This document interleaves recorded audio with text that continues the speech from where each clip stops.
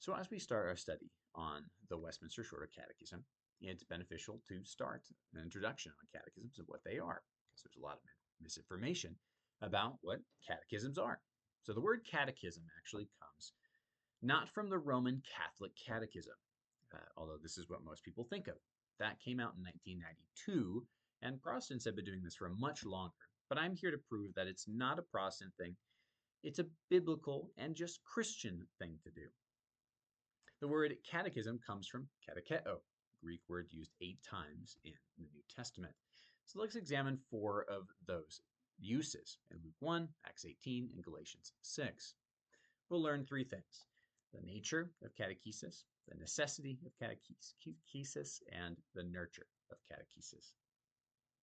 Coming from Luke 1, Catechesis is what's being used here. It's a version, or a form rather, of katecheo, in order that concerning what things y'all have been instructed, y'all may know certainly. This is my own translation, better translation from NASB, so that you may know the exact truth about the things that you have been taught. This is the context. The point is that Luke is writing to Theophilus, who has a basic understanding, but he's giving him more, that he might have certainty in these things. The point is that catechesis was to Luke that necessary, elementary, and basic understanding of the gospel that he expects of young believers like Theophilus. And this isn't something that he wants to replace. It's something that he wants to add to. And the end of it is certainty. So we see this as well in Acts 18:25 with Apollos. Katecheo is being used in this exact same manner as we just saw. That is, Apollos had accurate knowledge. However, he had to have more. It was not full, it was basic. So that catechesis is basic, accurate knowledge. That is its nature. And Galatians 6:6 shows, second, the necessity of catechesis. But let the one being instructed in the word share with the one instructing in all good things. My translation: the one who is taught the word is to share all good things with the one who teaches him, the NASB. The point is, at least the first point of this, is that catechesis is necessary. So necessary that he defines the work of the pastor by this and defines the work of the congregant by this. So the pastor is the one who catechizes, and the congregant is the one who is catechized. Everyone, in fact, catechizes as well. All pastors do this. The point is that they are to be accurate and simple, which really rules out the Roman Catholic Catechism, as mine is over 800 pages.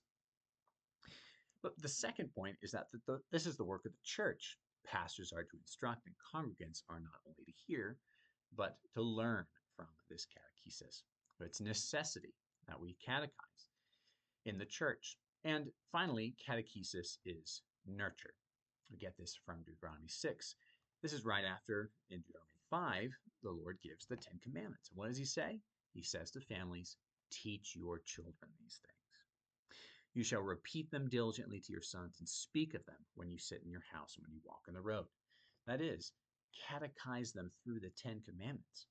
Catechesis is nurture. God says Deuteronomy 6 wrote Deuteronomy 6 that they might teach the 10 Commandments as a catechism. They are basic, the 10 Commandments are. But it's not the only thing that he wrote in Deuteronomy. In fact, of course, he wrote much more in Deuteronomy and all of Scripture. But that's basically what we see about God's will for man's actions in the 10 Commandments. So that we see that catechesis is nurture here. It's for children and for those who are being brought up in the Lord. It's basic knowledge and supposedly, hopefully, simple, and they are necessary truths. We're getting at very simple things. That is, we ought to catechize. Of course, let's catechize according to the truth. And one of the nice things is that the Westminster Shorter Catechism is wonderful in these things. Very simple, all the necessary truths. So we're going to go into the Westminster Shorter Catechism and the glory of the Lord as the center of theology next time. Let us catechize.